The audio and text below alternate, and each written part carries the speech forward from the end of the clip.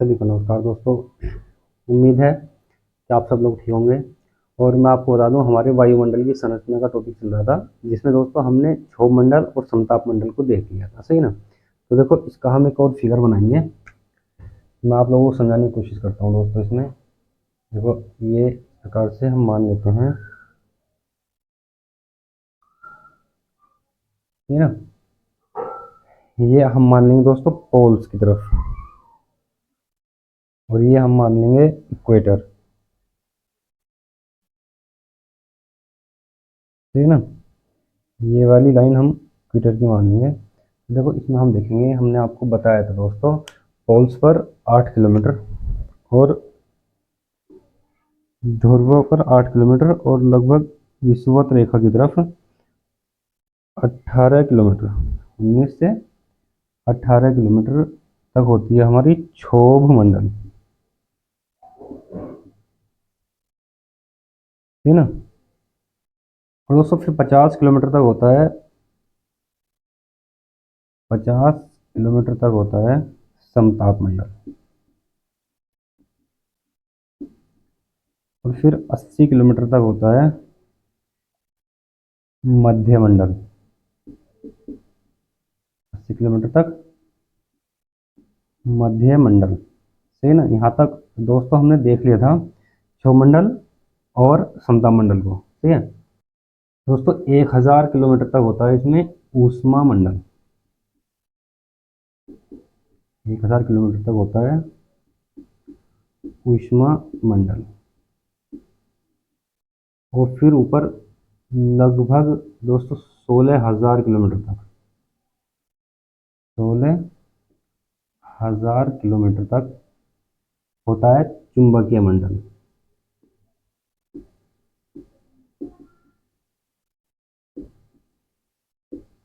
ठीक है ना। तो देखो, हमने दोस्तों बताया था क्षोभ मंडल और समताप मंडल, इन दोनों को हमने पढ़ लिया था। आज से जो हम अध्ययन करेंगे, आज जिस पर्वत का हम अध्ययन करेंगे वो है मध्य मंडल, जिसे इंग्लिश में मीसोस्फीयर कहते हैं।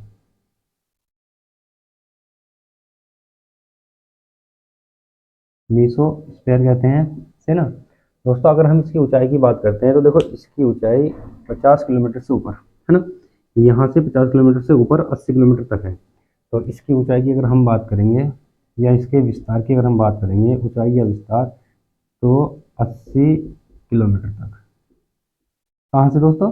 50, इस प्रकार से लिखेंगे, अच्छा, 50 से 80 किलोमीटर तक, ठीक है।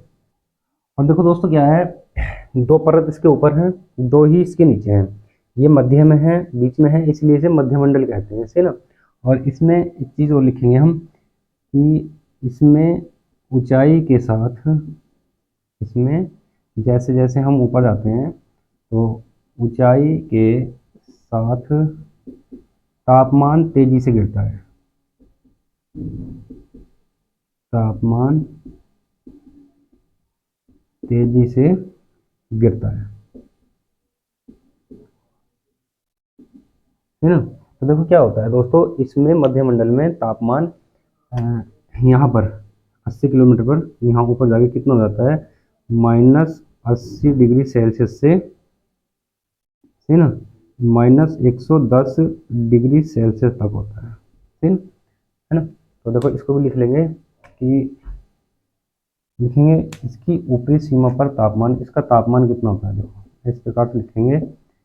तापमान की अगर हम इसके बात करते हैं तो 80 किलोमीटर या ऊपरी, इसकी ऊपरी सीमा पर कितना होता है, -80 डिग्री सेल्सियस से, यहाँ लिख लेंगे, है ना, तापमान -80 डिग्री सेल्सियस से -110 डिग्री सेल्सियस तक होता है। ये तापमान दोस्तों समस्त वायुमंडल का, समस्त वायुमंडल का, समस्त वायुमंडल का न्यूनतम तापमान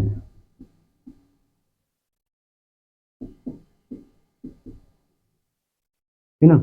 जो मध्यमंडल में तापमान होता है -80 डिग्री सेल्सियस से 120 110 डिग्री सेल्सियस तक, -110 तक, तो वो समस्त वायुमंडल में जितना भी तापमान है उसका न्यूनतम तापमान होता है, सही है।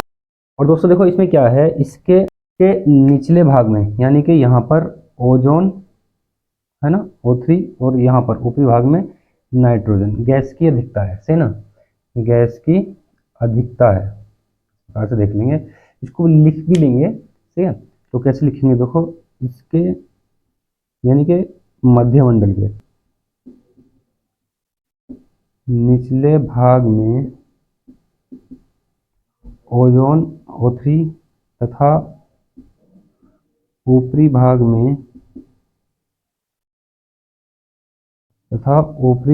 में नाइट्रोजन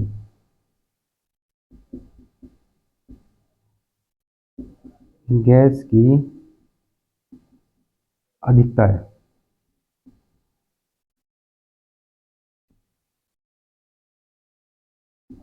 सही है ना। और दोस्तों इसमें क्या है, वायुदाब, अगर हम इसके वायुदाब की बात करते हैं तो देखो वायुदाब कितना होता है, तो वायुदाब इसका 50 किलोमीटर पर 1.0 मिली बार होता है, सही ना, यानी कि इसकी निचली सीमा पर, यहाँ पर नीचे। और अगर हम ऊपर करते हैं बात 80 किलोमीटर पर, तो इसमें वायुदाब बहुत कम हो जाता है, मिली बार, MB मतलब मिली बार, सही ना। तो इसका मतलब है कि इसमें वायुदाब बहुत कम होता है, सही है। तो दोस्तों ये मध्यमंडल के बारे में था हमारा, आप लोग इसको नोट कर लें। बात करेंगे इसके बाद में हम दोस्तों ऊष्मामंडल की। दोस्तों अब बात करेंगे हम ऊष्मामंडल की। ऊष्मामंडल, जिसे हम थर्मोस्फीयर कहते हैं,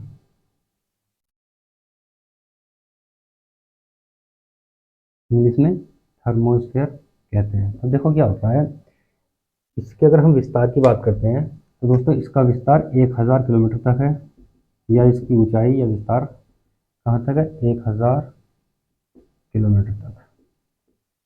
कहाँ से शुरू होता है दोस्तों ये, देखो इसमें क्या है ना, मध्यमंडल के ऊपर एक परत होती है ना, एक और सीमा होती है, ठीक है। तो उस सीमा के ऊपर से शुरू होकर 1000 किलोमीटर तक है। और इसमें क्या है दोस्तों, तापमान तेजी से बढ़ता है। इसमें ऊष्मामंडल में तापमान तेजी से बढ़ता है, इसमें तापमान बहुत तेजी से बढ़ता है, ठीक है। और दोस्तों इसे दो भागों में डिवाइड करते हैं, दो भागों में बांटते हैं इसको। देखो कौन कौन से दो भागों में बांटते हैं दोस्तों हम इसको, ये हमारा ऊष्मामंडल है ना, तो इसको हम दो भागों में डिवाइड करते हैं। एक तो होता है दोस्तों आयन मंडल, नीचे वाला आयन मंडल, मैंने आपको पहले जब डायग्राम बनाया था तो उसमें समझाया था। दूसरा होता है बाह्य मंडल या आयतन मंडल, है ना, दूसरा होता है बाह्य मंडल या आयतन मंडल। तो ये दोस्तों हमारा सम्मिलित रूप से 1000 किलोमीटर से और यहाँ तक क्या है, ये ऊष्मा मंडल, ठीक है ना। ऊष्मा मंडल को हमने दो भागों में बांटा है। तो पहला है इसमें दोस्तों आयन मंडल, पहला है आयन मंडल, इंग्लिश में आयनोस्फीयर कहते हैं, ठीक है। देखो इसमें क्या क्या होता है, इसमें आयन मंडल में इसकी जो ऊंचाई या विस्तार है वो 80 से 640 किलोमीटर तक, है ना। देखो 80 से, मान लेते हैं ना 80 के आसपास में, 640 किलोमीटर तक, ठीक है। ये है आयन मंडल। और दोस्तों इसमें क्या होता है, इसमें आयन मंडल में क्या होता है, रेडियो तरंगों का, रेडियो तरंगों का, अच्छा बाद में लिखेंगे रेडियो तरंगों को, पहले लिख लेते हैं। इसमें इसे DEFG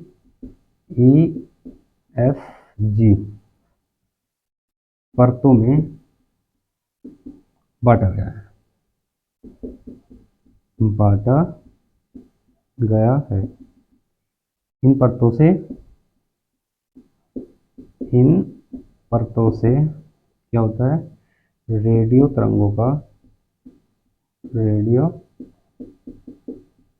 का परावर्तन होता है ना, परावर्तन होता है।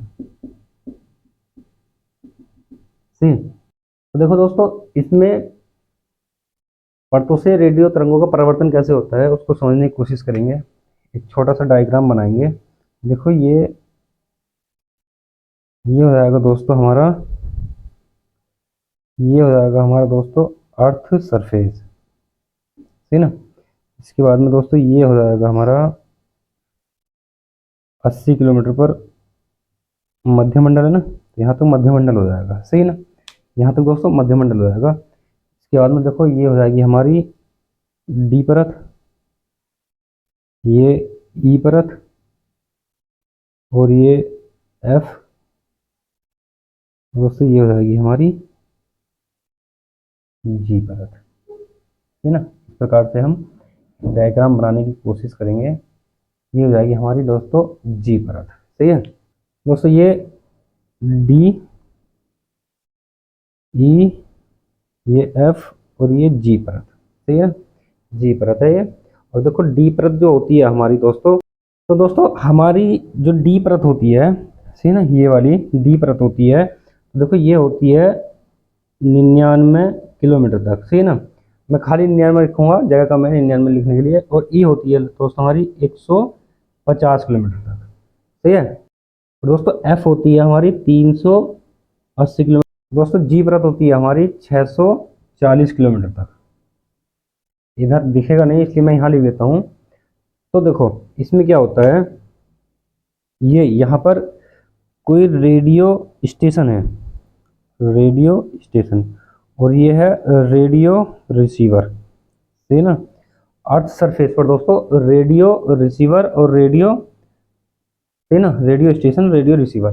अब स्टेशन से क्या है, पर इस प्रकार से जाती हैं और वो वापस आ जाती हैं, फिर जाती हैं और फिर से वापस आ जाती हैं, फिर से जाती हैं अगली लेयर से, फिर वापस आ जाती हैं, फिर से जाती हैं जी लेयर से, फिर वापस आ जाती हैं। तो दोस्तों इस प्रकार से इसमें, ठीक ना, इस प्रकार से दोस्तों इसमें आप देख रहे होंगे कि रेडियो तरंगे वापस आती हैं। सही है। अब देखो यहाँ पर जगह कम है, तो मैं यहाँ पर आपको इसको साफ करके, सही है ना, मैं यहाँ पर एक एक परत के बारे में लिख के आप लोगों को समझा दूंगा। यहाँ पर आप लोगों के समझ में थोड़ा आया होगा, लिख लेंगे तो बाकी सब समझ में आएगा। सही है। तो दोस्तों अब हम बात करेंगे, देखो इसमें डी परत की।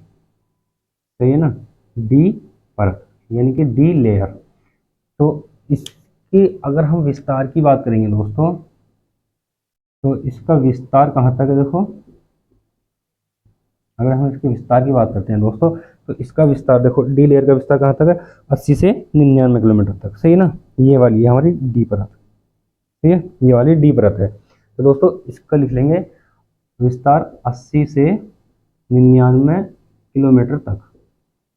दोस्तों आप लोग भी जैसे मैं कर रहा हूँ, ठीक है ना, साफ करना पड़ता है, तो दूसरी साइड में या इस साइड में आप लोग सीरियल से नोट्स बनाते चलिए। सही है।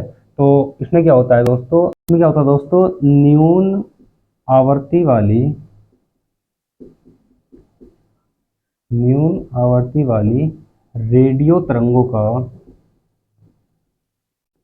रेडियो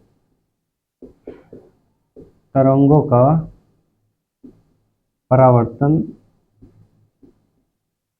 होता है। और दोस्तों क्या होता है, ये जो परत होती है, ये जो लेयर होती है, ये जैसे सूर्यास्त होता है ना, तो उसके साथ ही ये समाप्त हो जाती है। तो कैसे लिखेंगे, यह परत सूर्यास्त के समय, सूर्यास्त के साथ, लुप्त हो जाती है, लुप्त हो जाती है। ठीक है ना, ये परत सूर्यास्त के साथ लुप्त हो जाती है। बात दोस्तों इसके बाद में हम बात करेंगे ई परत की। देखो ये आयनोस्फीयर की परतें हैं दोस्तों, मैंने आपको समझाया है, सही है ना। तो ई परत की बात करेंगे। अगर हम इसके विस्तार की बात करते हैं या इसकी ऊंचाई की बात करते हैं, तो इसका विस्तार या ऊंचाई कहाँ तक होगा, तो देखो इसका होगा दोस्तों 99 से 100 किलोमीटर तक।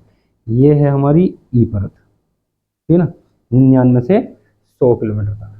तो इसका विस्तार 99 से 100 किलोमीटर तक, ठीक है। और दोस्तों इससे क्या होता है, ये मध्यम तथा उच्च, मध्यम तथा उच्च आवृत्ति वाली तरंगों को, आवृत्ति वाली तरंगों को पृथ्वी की ओर, पृथ्वी की ओर परावर्तित करती है, परावर्तन करती है,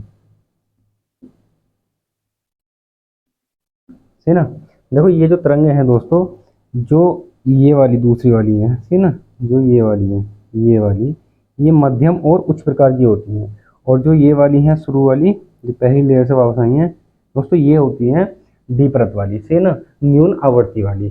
तो दोस्तों ये परत भी, ये परत भी सूर्यास्त के साथ ही लुप्त हो जाती है। तो लिख लेंगे यह भी सूर्यास्त के साथ, सूर्यास्त के साथ लुप्त हो जाती है, लुप्त हो जाती है, सही है। तो दोस्तों आप इसको नोट कर लें। और दूसरी परतों की बात करते हैं दोस्तों, बात करते हैं एफ तरंग की, एफ परत की, एफ लेयर या परत। दोस्तों इसे अपलीटन परत भी कहते हैं, है ना, इसे अपलीटन,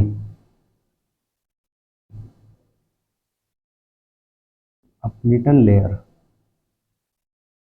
अपलीटन परत भी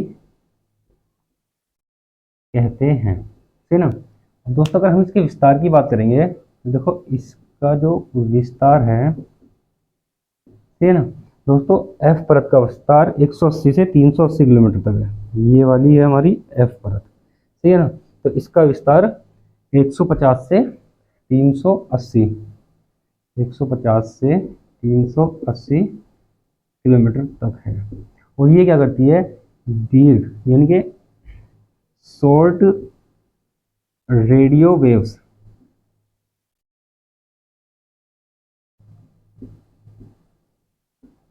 वेव्स को पृथ्वी की ओर, पृथ्वी की ओर परावर्तित कर देती है।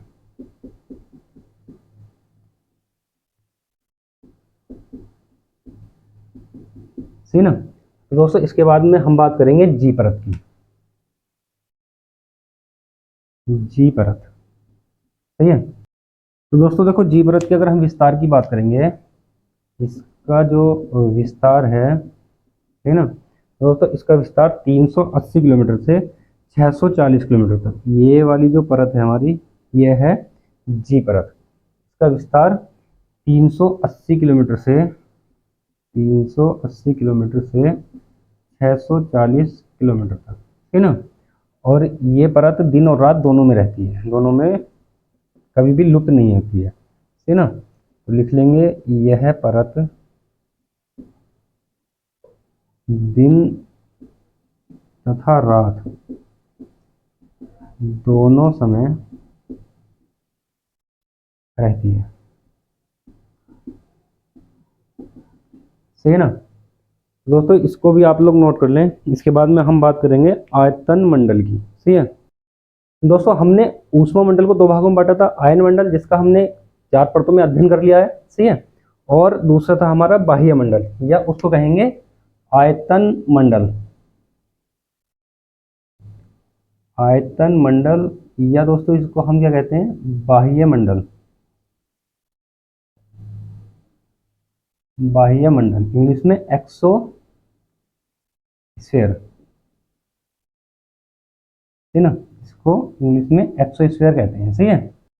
का विस्तार 640 किलोमीटर तक है, विस्तार 640 किलोमीटर तक है। और दोस्तों इसमें क्या होता है, इसमें ऊंचाई के साथ में, बाह्य मंडल में या आयतन मंडल में ऊंचाई के साथ में तापमान बहुत तेजी से बढ़ता है ना। लिख लेंगे, इसमें ऊंचाई के साथ तापमान बहुत तेजी से बढ़ता है, ऊंचाई के साथ तापमान बहुत तेजी से बढ़ता है। दोस्तों इसमें तापमान देखो, इसकी ऊपरी सतह पर, है ना, तापमान ऊपरी सतह पर तापमान 5568 डिग्री सेल्सियस हो जाता है। कितना हो जाता है, 5568 डिग्री सेल्सियस हो जाता है। इसीलिए कहते हैं कि इसमें ऊंचाई के साथ तापमान बहुत तेजी से बढ़ता है। और आगे देखो क्या है इसमें, इस परत में ऑरोरा ऑरोरा ऑस्ट्रालिस ऑस्ट्रालिस तथा aurora borealis, aurora aurora borealis, aurora borealis की घटनाएं होती हैं, की घटनाएं होती हैं, है ना। देखो दोस्तों ये क्या होती है, ऑरोरा का अर्थ होता है प्रातःकाल, इसका अर्थ होता है प्रातःकाल, है ना, यानी कि सुबह का समय, ठीक है। और दोस्तों ऑस्ट्रालिस का अर्थ होता है दक्षिणी, और बोरालिस का अर्थ होता है उत्तरी। उत्तरी और दक्षिणी ध्रुव पर जो एक ज्वाला सी दिखाई देती है, जिसे हम उत्तरी ध्रुव प्रकाश और दक्षिणी ध्रुव प्रकाश कहते हैं, वो इसी परत में, है ना, ऊष्मा मंडल की आयतन मंडल में, आयनोस्फीयर में, एक्सोस्फीयर में, है ना, आयतन मंडल में, बाह्य मंडल में ही वो दिखाई देती है, जिसे ऑरोरा ऑस्ट्रेलिस और ऑरोरा बोरियालिस कहते हैं। देखो दोस्तों यहाँ से क्वेश्चन ये बनता है कि ऑरोरा ऑस्ट्रेलिस उत्तरी ध्रुव पर दिखाई देती है या दक्षिण ध्रुव पर, और ऑरोरा बोरियालिस उत्तरी या दक्षिण ध्रुव पर दिखाई देती है। ये अक्सर क्वेश्चन पूछा जाता है और यहाँ पर कंफ्यूज हो जाते हैं। तो इसकी एक ट्रिक है, देखो ये तो मैंने अर्थ बताया है, याद रहेगा, लेकिन देखो ऑस्ट्रेलिस से क्या लग रहा है, जैसा ऑस्ट्रेलिया हो, है ना। तो ऑस्ट्रेलिया कहाँ पर है, दक्षिण में जाके, दक्षिण ध्रुव के आसपास में, ये दक्षिणी गोलार्ध में स्थित है। तो ऑरोरा ऑस्ट्रेलिस दक्षिणी गोलार्ध पर दिखाई देगी, दक्षिण ध्रुव के पास में, और ऑरोरा बोरियालिस उत्तरी गोलार्ध के पास में, सही है ना, इससे याद हो जाएगा, इसको आप लोग देख लें। दोस्तों अब हम बात करेंगे चुंबकीय मंडल की, सही ना, बात करेंगे चुंबकीय मंडल, जिसे इंग्लिश में मैग्नेटोस्फीयर,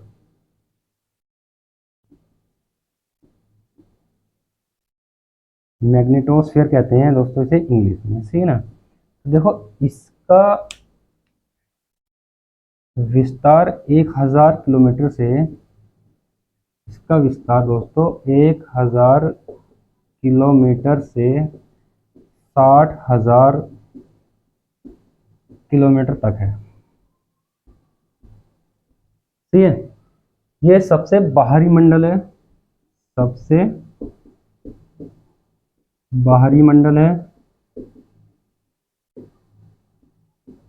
ठीक है। और क्या है इसमें, इसकी खोज, इसकी खोज वान एलेन ने की थी, वान एलेन ने की थी। दोस्तों इसी कारण इसे, इसी कारण इसे वान एलेन विकिरण पेटी कहते हैं। वान एलेन विकिरण पेटी, वान एलेन विकिरण पेटी कहते हैं। सही दोस्तों, मुझे उम्मीद है कि आप लोगों को क्लास जरूर पसंद आई होगी और इसमें मैंने सारी ऐसी ऐसी नॉलेज दी है जो आपको कहीं भी फ्री में क्या पेड बेंच लेने के बाद भी नहीं मिलेगी। ठीक है, तो आप लोग दोस्तों इसको देख लें अच्छे से और मैं आप लोगों से निवेदन करता हूँ चैनल को सब्सक्राइब जरूर कर लें और अपने दोस्तों को शेयर भी कर दें। ठीक है, तो दोस्तों आज की क्लास को हम इतने ही रखेंगे। अगली आने वाली क्लास में हम जो इन मंडलों के बीच में छोटी छोटी 1 या 2 किलोमीटर मोटी परत होती है, सीमाएं होती हैं कुछ, उनकी बात कर लेंगे। सही ना, तो दोस्तों मिलते हैं अगली क्लास में, जब तक के लिए धन्यवाद।